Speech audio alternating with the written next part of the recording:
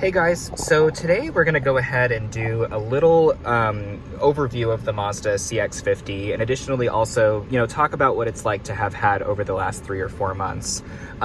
For those of you that are just watching this for the first time, I did use this car to replace a 2020 Hyundai Tucson SEL trim. And with that, it was a good car. It just wasn't my favorite. I didn't really want to keep it. So I tried to keep it immaculate to the point where it was annoying, and then I traded it in. But in this case, I do have this Mazda CX50, and with that, I'm leasing it at the moment, but heavily considering purchasing this vehicle for a wide variety of reasons. Additionally, also, are there some annoyances with the car? Yes, but we'll discuss those as we move forward as well. But overall, I have to say, this has been an amazing vehicle to have. I really like it. In fact, I bought a second Mazda that is currently awaiting an engine replacement to kind of keep this one garaged a little bit to conserve it, because I really do like the car, although I do like my other car, but I'll explain what happened there in a second. But in this case, with that, we'll talk about how this Mazda ultimately behaves and so on and so forth. So let's get to that rather than hear me ramble. So the first thing is this vehicle, for one, styling wise, is just absolutely phenomenal. Mazda really did a good job on styling this vehicle to last us into the next set of cars, which are going to start becoming like plug-in hybrids and electric. So they're going to have these odd designs. Mazda kept it a little conservative with this one and used the CX50 and CX90 as like the future of Mazda, which honestly, I'm not going to argue with. I think it was an excellent choice. This vehicle, it uses the older powertrain, so it's reliable. With that, before the Skyactiv, there were a few issues, but it's reliable. And in that respect, the design, it kind of mimics a little bit of like a sleeker CX5 mixed with a CX30, but then also has some newer roots from the CX70 and the CX90. So honestly, I think it's a good bridge point, and really, I just enjoy this vehicle overall, and I really like what they did with it. Could I see this thing maybe having the 3-liter or 3.3 inline 6 with an 8-speed, or the 2.5 turbo and 8-speed? Yeah, I find it to be reasonable, but I do also like the fact that they did keep something that was a little bit cheaper in design and in powertrain, and honestly, with that, the fuel economy in this thing is phenomenal. I also do like the Crispr shifting 6-speed. Coming from 2 Hyundais, I did have slushy boxes, and this one is a very firm transmission, which I do like.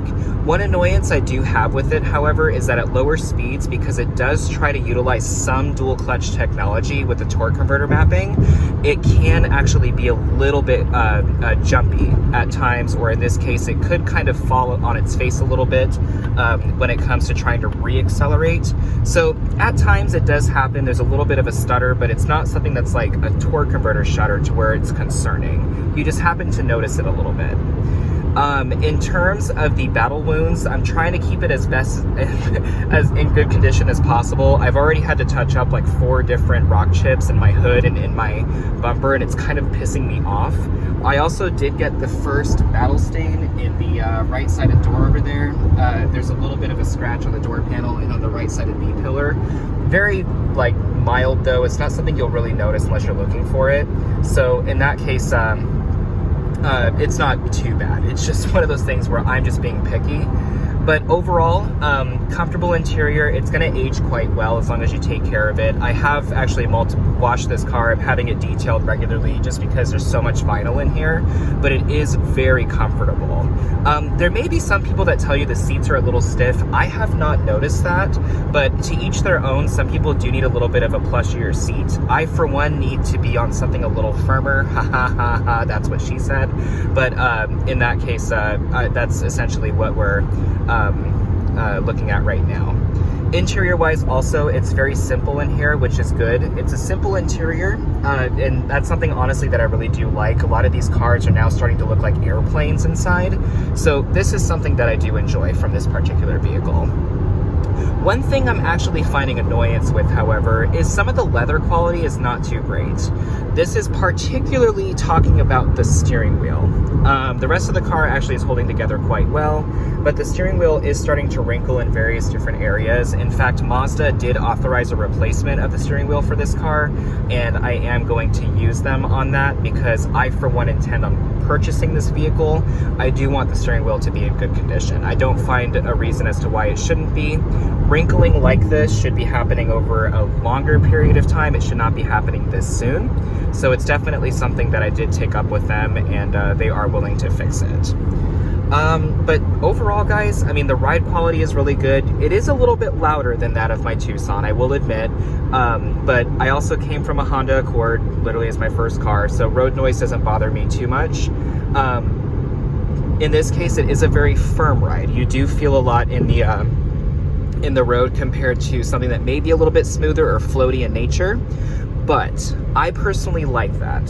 For those of you guys that may not necessarily like that, however, Mazda is updating the suspension for this vehicle to be a little bit smoother.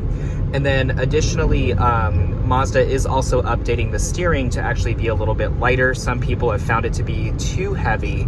I personally like it. I think it really gives the car a good direction. But on the same token, I'm just one person. If people are coming in complaining about it on a pretty consistent level, of course, I kind of get outvoted there. So the steering wheel will become a little bit lighter in the future model years. Honestly, that's kind of enticing me to buy this one even more because I love the way it drives. But yeah, just something of note there. But otherwise, guys, I mean, I literally am so happy I got this vehicle. And I do like the fact that now I have this. This one is going to be more of my backup vehicle once I get my other one up and running. Long story short, I had it ready to go. I purchased it. It was an auction vehicle. They totaled it for something other than a car accident because a car accident did not happen with that specific car, from my understanding. But with that, they couldn't start the engine. It ended up being a battery cable that went bad, so I ended up getting a pretty good deal on it. And then with that, on the way back, unfortunately the engine threw a rod, and I was in the middle of the Arizona heat, and literally I was like, well, I've got about 2 or 3 hours before I die, so hopefully someone finds me. And then luckily a highway patrol was like right there once the kaboom happened. So his name is Chewy. He's a 2012 Mazda 6. I initially named him Judas, but there were so many issues with the car beforehand, like in terms of just like trying to get an oxygen sensor off, trying to finish the paint work and stuff. It was just giving us problems left and right. And I know that like in Star Wars, like Chewbacca always warned people when something was going to happen, and he was always annoying about it. And then he was kind of like an I told you so Wookiee. So I was like, Chewy kind of fits that one. This one's name is Ventress, like Asajj Ventress, because she's kind of dark but has a little bit of a good side. So with that, enough with the Star Wars, I guess. But in this case, with that, I mean, this is an excellent vehicle. Again, you know, 3-month sort of ownership until I purchase it, leasing ship until I purchase it. It's been an excellent vehicle.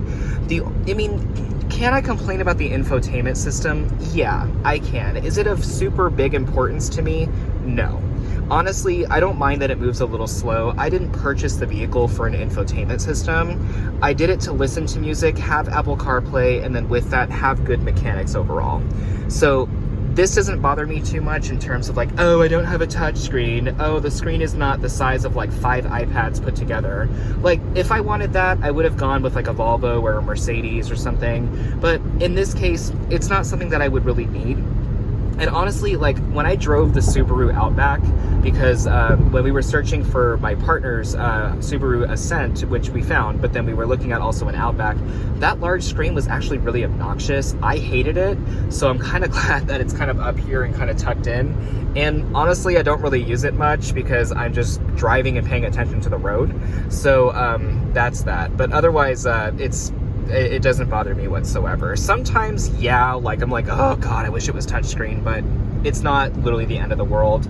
I didn't purchase the Mazda for that type of technology because I know that's not what they have. They don't focus on this. I like their mechanics. I like their fuel economy.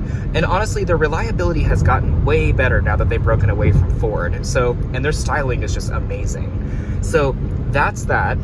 With that, I hope you guys enjoyed the overall 10-minute synopsis of me talking about this vehicle and goods and bads, etc. Now that we're out of the sun, there's that little mark on the door over there. You can see a little scratch in the vinyl. It could have been, honestly, like somebody brushed up against it, but it also could be a defect. So I'll just keep an eye on it. But with that, of course, if I need to replace a door panel and I own the vehicle, like I know how to do it. So it's not really a big deal. So that is that, folks. I will talk to you guys soon, and please be well, and leave comments if you have any questions. Thanks for watching.